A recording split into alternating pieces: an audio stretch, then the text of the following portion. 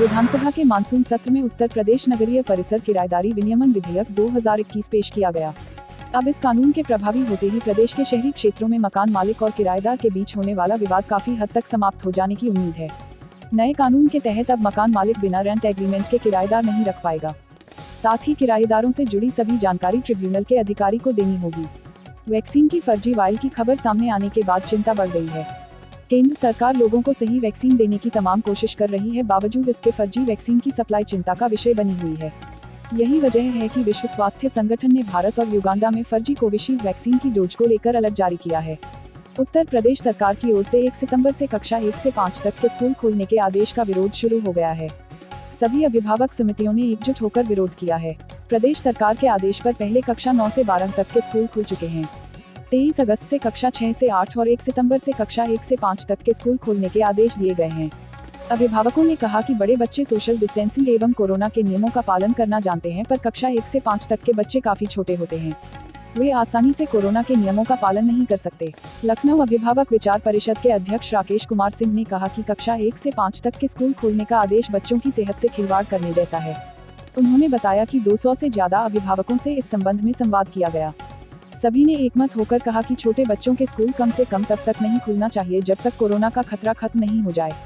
राकेश कुमार सिंह ने कहा कि जो स्कूल अभी खोले गए हैं वहां हम लोगों ने स्वयं जाकर भौतिक सत्यापन किया।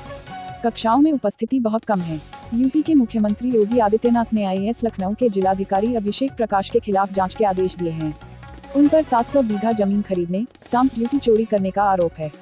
पूर्व सांसद वीरेंद्र सिंह ने आईएएस अभिषेक प्रकाश के खिलाफ साक्ष्यों सहित शिकायत यूपीटी ने की थी। फाइजर की कोविड वैक्सीन से लोगों के शरीर में पैदा होने वाली एंटीबॉडी पर अध्ययन किया गया। वैज्ञानिकों ने पाया गया है कि वैक्सीन से पैदा होने वाली एंटीबॉडीज में से एक को छोड़कर किसी भी अन्य को डेल्टा वेरिएंट चकमा देने में सक्षम नहीं हो पाया। हालांकि कोरोना का बीटा वेरिएंट कई एंटीबॉडी को चकमा देने में कामयाब रहा। ट्विटर ने ऐलान किया है कि वो यूजर्स के लिए एक नई सर्विस की शुरुआत करेगा, जिसके जरिए यूजर्स रिपोर्ट करके ऐसे ट्वीट को फ्लैग कर पाएंगे जो गलत सूचना फैलाने वाले हो सकते हैं।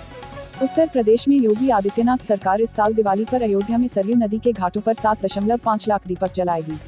राज्य सरकार ने अपने साल 2020 के रिकॉर्ड को तोड़ने की योजना बनाई है, जब दीपोत्सव के दौरान 5.5 लाख दिए जलाए गए थे।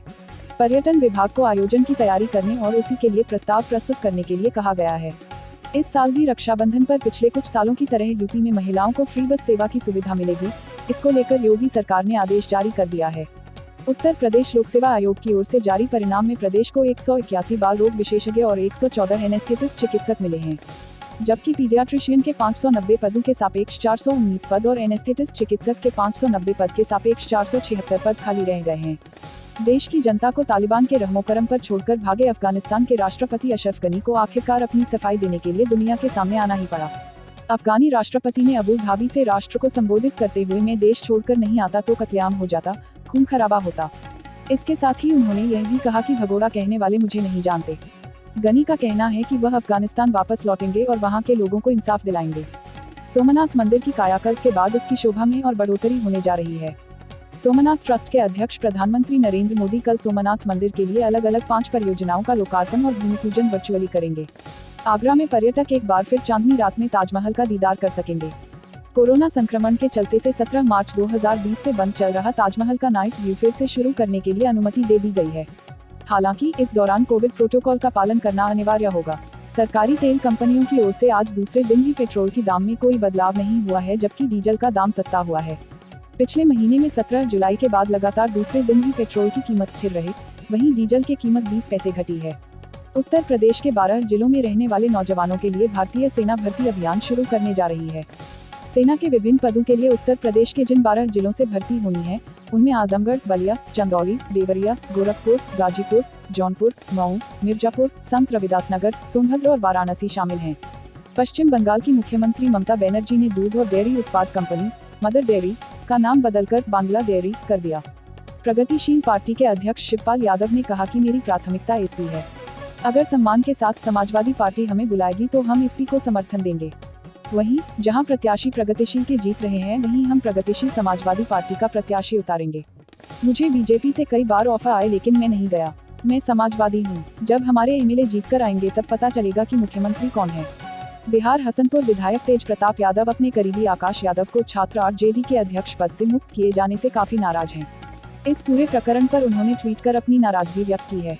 आकाश के लिए जहां उन्होंने आरजेडी प्रदेश अध्यक्ष को पार्टी संविधान का पाठ पढ़ाया है, वहीं अपने छोटे भाई जिसके लिए वो हमेशा जान दे देने की बात कहते हैं, अपना अर्जुन बताते हैं को प्रवासी सलाहकार बता दिया है।